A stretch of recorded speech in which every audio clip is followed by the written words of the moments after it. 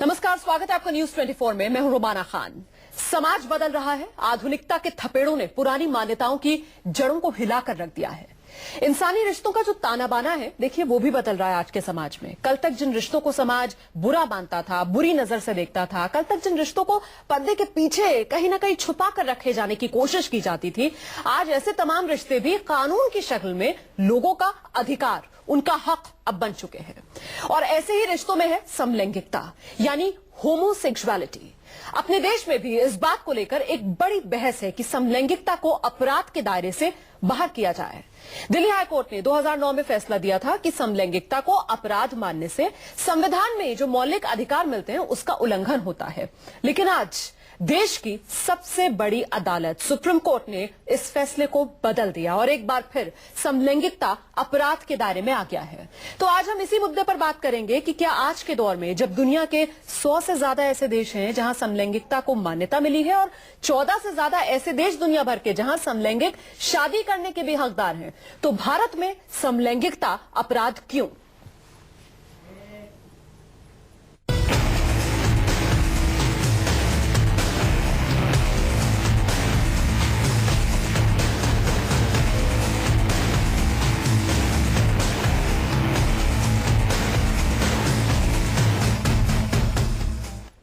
दरअसल समलैंगिकता पर करीब 1.25 साल फैसला सुरक्षित रखने के बाद सुप्रीम कोर्ट ने आज समलैंगिकता को गैर कानूनी करार दिया है। इस फैसले से उन लोगों को झटका लगा जो समलैंगिकों के अधिकारों की लड़ाई लड़ रहे हैं। इनका कहना यह है कि समलैंगिकों को अपनी पसंद से जीने का अधिकार क्यों नहीं मिलना चाहिए। खास मेहमानों का एक पूरा पैनल मेरे साथ मौजूद है जिनसे हम इस चर्चा को आगे बढ़ाएंगे। लेकिन आइए पहले आज क्या फैसला सुप्रीम कोर्ट की तरफ से दिया गया, उस पर कानून के जानकारों की राय क्या है, एक रिपोर्ट आपको दिखा देते हैं।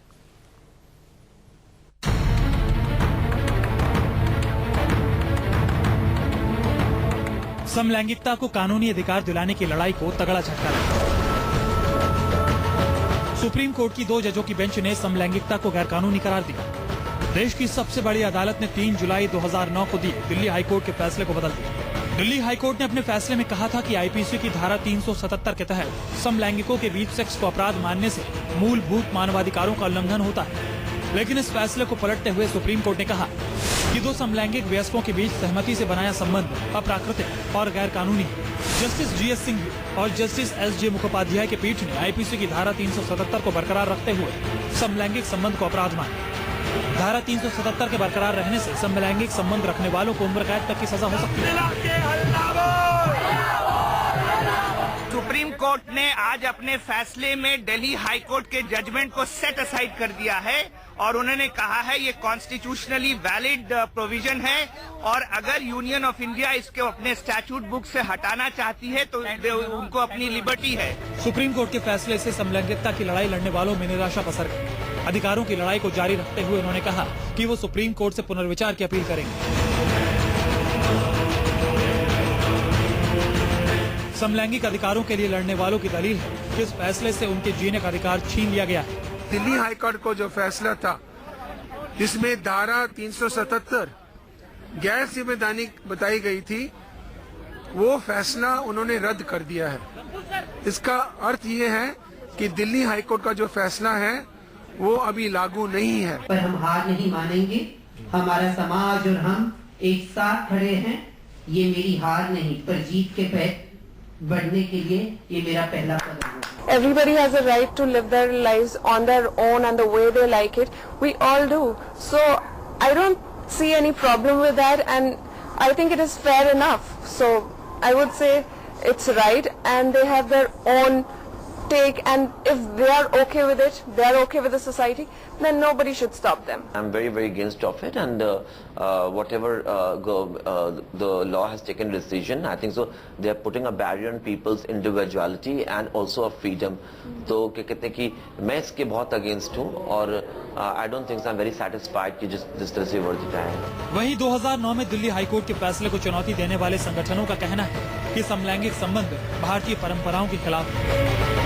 समलैंगिकता विरोधियों की दलील है कि कुछ लोगों की वजह से अप्राकृतिक संबंधों को वाजिब ठहराने का कोई ठोस तर्क नहीं है। इस फैसले में यकीनन सुप्रीम कोर्ट ने माना होगा कि इस देश की सभ्यता के अनुसार जो चीजें सभी लोगों को अभी तक अमान्य रही हैं, जिसको इस देश की सभ्यता ने नहीं माना है, उसको आज कुछ लोगों के कहने पर हम कानून नहीं बना सकते और उसको जायज नहीं कर सकते। आज उच्चतम न्यायालय ने जो फैसला दिया, जो भारतीय संस्कृति, सभ्यता, परंपरा, मूल्य और हमारी सामाजिक संरचना की पूरी पृष्ठभूमि में देखें तो ये एक ऐतिहासिक फैसला है। इससे पूरे करोड़ों करोड़ों लोग पूरी दुनिया में जो बसे हैं भारतीय, उन लोगों में हर्ष की लहर दौड़ गई है। आखिर हमारी परंपराओं का, हमारे मूल्यों का सम्मान हुआ।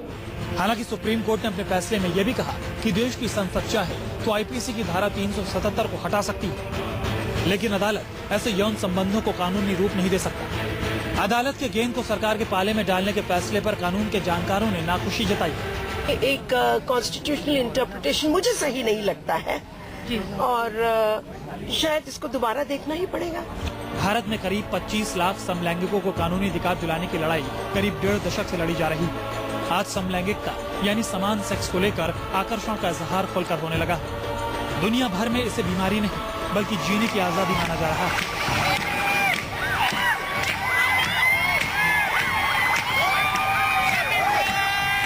फिर सवाल उठता है कि जब समलैंगिकता किसी की निजी जिंदगी का हिस्सा है तो फिर उन्हें उनकी पसंद से जीने का अधिकार क्यों नहीं मिलना चाहिए?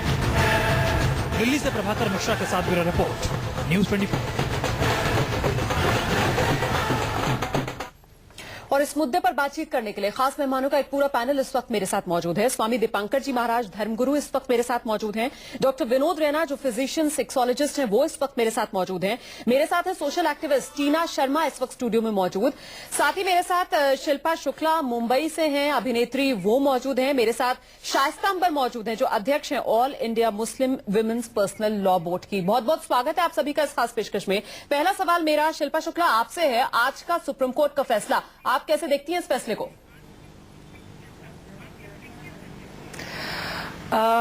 मुझे ऐसा लगता है कि जब चीजें सुलझाने की बारी है तो हम उनको क्यों उलझा रहे हैं, जब जुड़ने की बारी है तो हम क्यों तोड़ रहे हैं। क्रिमिनल तो नहीं है डेफिनेटली, ये मॉडर्न सोसाइटी के बहुत सारे फैक्टर्स हैं, beginning with lack of love, unemployment, could be anything, psychological, physical reasons.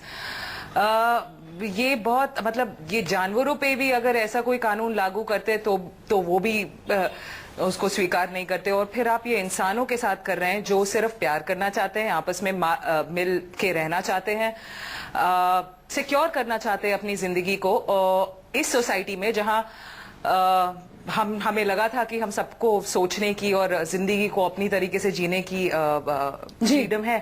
Shaista अंबर, समलैंगिकता को लेकर समाज की सोच इतनी बंद क्यों है?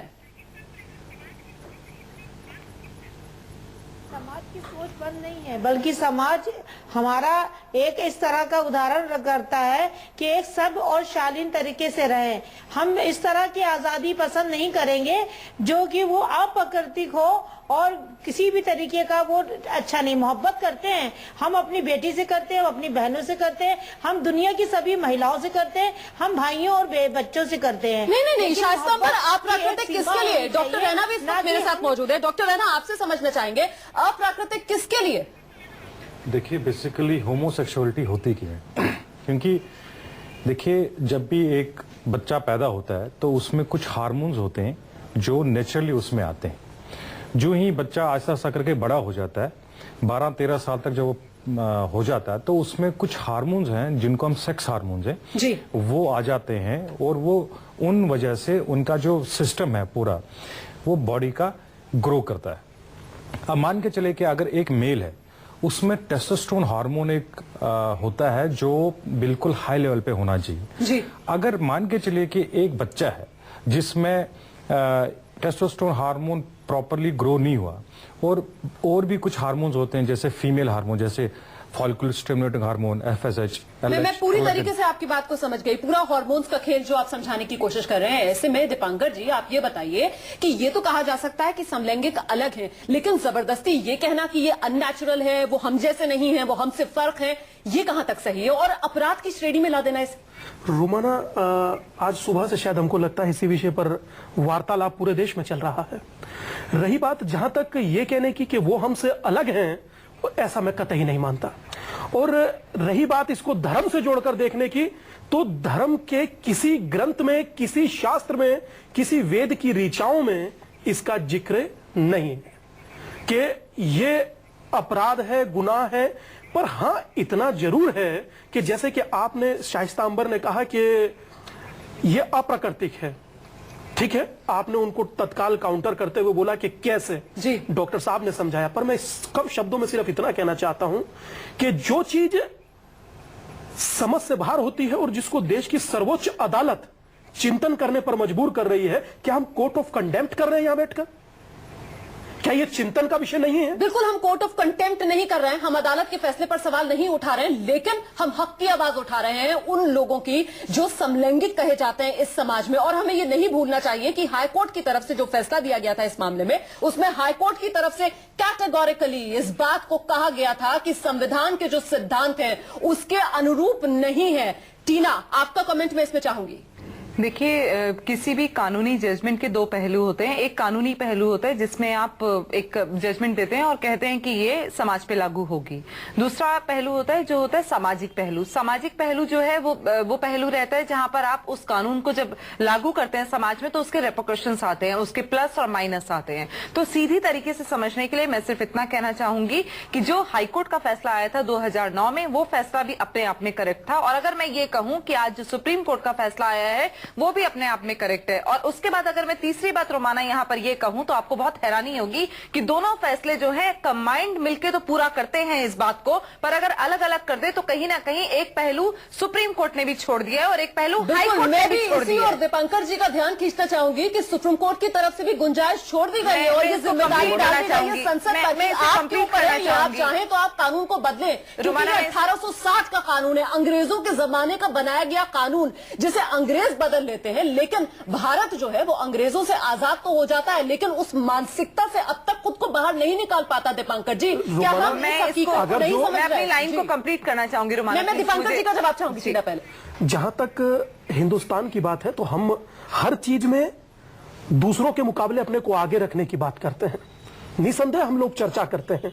और हमें यह प्रतीत होता है कि जिस तरह से सर्वोच्च अदालत ने, माननीय सुप्रीम कोर्ट ने यह अपनी बात रखी है कि इसमें अगर जो लिबर्टी चाहते हैं तो संसद अपना रोल प्ले करे। हमें यह प्रतीत होता है कि आगे आने वाले समय में आप भी यहीं, हम भी यहीं, समूचा हिंदुस्तान आज इस बात को देख रहा है। हम ये भी देखेंगे कि अगर जो इसको संसद ने किया, देश के प्रबुद्ध लोगों ने इसको मान्यता दी, तो मुझे यह लगता है कि मैं भी इसके ऐतराज में नहीं रहूंगा। पर मैं ये भी देखना चाहता हूं, चलिए आपने बहुत बड़ी बात की कि अगर समाज में इसको लेकर एक आम सहमति बनती है तो आप भी इसका विरोध नहीं करेंगे। शाइस्ता अंबर, क्या आप विरोध करेंगी? बिल्कुल विरोध करेंगे, क्योंकि जो प्राकृतिक है या परमेश्वर है या हमारे धार्मिक ग्रंथों में जब ऐसा कुछ कहीं भी दिखता नहीं है, और धार्मिक ग्रंथ समाज से अलग नहीं है। समाज को एक मर्यादाओं में रहते हुए एक जीवन को सिखाने का एक सही तरीका बनाया गया है, उसूल है। आप प्राकृतिक रूप से करेंगे तो फिर जानवरों में और हमें फर्क क्या रह जाता है?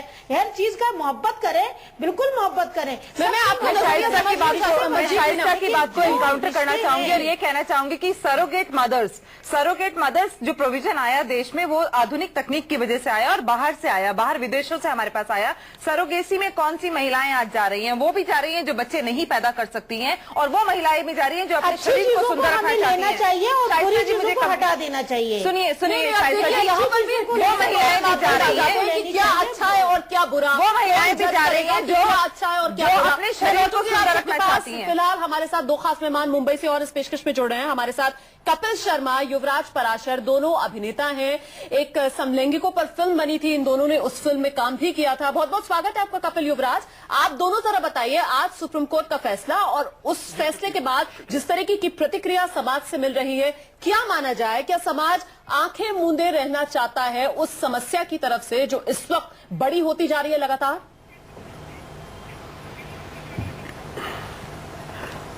मैं कहना चाहूंगा कि आज सबसे पहले तो ये जो आज ये डिसीजन हुआ है, ये बहुत ही गलत हुआ है, शर्मनाक हुआ है और बेवकूफ़ी वाला हुआ है। क्योंकि जब दो इंसान अगर प्यार करते हैं, अगर आप प्यार कर रहे हैं तो और आप नफरत नहीं फैला रहे हैं, लड़ाई नहीं कर रहे हैं, तो आपको किसी भी दो इंसान को प्यार करने से क्यों रोकना चाहिए? ये एक पर्सनल चॉइस है, इसके ऊपर कोई कानून ऐसा होना नहीं चाहिए। जी जी, आप कुछ कहना चाह रहे थे पंकज जी, बताइए। हम सिर्फ इतना कहना चाह रहे थे, जैसे कि अभी युवराज और अन्य एक व्यक्ति हो रहे हैं जिनका मैं नाम याद नहीं है, निसंदेह कपिल, निसंदेह आज का जो ये जजमेंट आया ये वाकई ही विचारणीय है। आप लोग बिल्कुल इस पर चिंतन कर रहे हैं, पर मैं बड़ी सभ्यता के साथ कहना चाहूंगा, बड़े सम्मान के साथ। आप अपने शब्द वापस लेना चाहेंगे कि हम कंटेप्ट नहीं कर रहे? नहीं, कि उत्तेजना कभी विचार नहीं होती जी, और भाषा चित्त की खेती होती है। तो हम जो भी बोले बड़ा ही संभल कर बोले, क्योंकि एक नेशनल चैनल पर बैठकर बोल रहे हैं। जो भी बोले संभल कर बोले। क्या बोले कि बेवकूफी भरा डिसीजन है? आप क्या फिर खाप पंचायत को मानेंगे? आप एक तरफ कहते हैं देश में जुडिशली है, जब एक वकील साहब ने कहा कि मैं अपनी बिटिया को जिंदा जला दूंगा, इसी चैनल पर बैठ करके लाखों लोगों ने बोला कि ये गलत बोला, कि कानून के खिलाफ है। आप फिर उसी कानून का नहीं, एक बार टीना जी प्लीज कंप्लीट कर दीजिए। आप एक बार फिर बैठ करके उसी कानून का मजाक बना रहे। आपको उसी कानून ने 2009 में जब राइट्स दिए थे, आप कितने खुश थे। मैं उम्मीद करता हूं कि संसद इस बात को समझे और आपकी बात संसद के कानों तक पहुंचे। निसंदेह अगर जो उस पर कोई पहल होती है तो मुझे लगता है कि मेरी भी आवाज पहली होगी जो आपके मुखर होगी और आपके समक्ष होगी। बिल्कुल, और मैं लौटूंगी आप लोगों के पास। वक्त ब्रेक का हो गया और ब्रेक पर जाने से पहले मैं आप सभी को बता देना चाहती हूं कि सुप्रीम कोर्ट का एक फैसला, मेरे ख्याल से हमें उस फैसले को अलग रख देना चाहिए और हमें बात जरा यहां पर समलैंगिकों की करनी चाहिए, समलैंगिकों के हक की हमें बात करनी चाहिए। क्योंकि मुझे फिक्र इस बात की है कि शायद ये जो सभ्य समाज है हमारा, वो समलैंगिकों को किसी गिनती में ही नहीं रखना चाहता है, वो समलैंगिकों को अपने बराबरी का दर्जा ही नहीं देना चाहता है। असली समस्या क्या इस समाज की इसी मानसिकता में छिपी हुई है?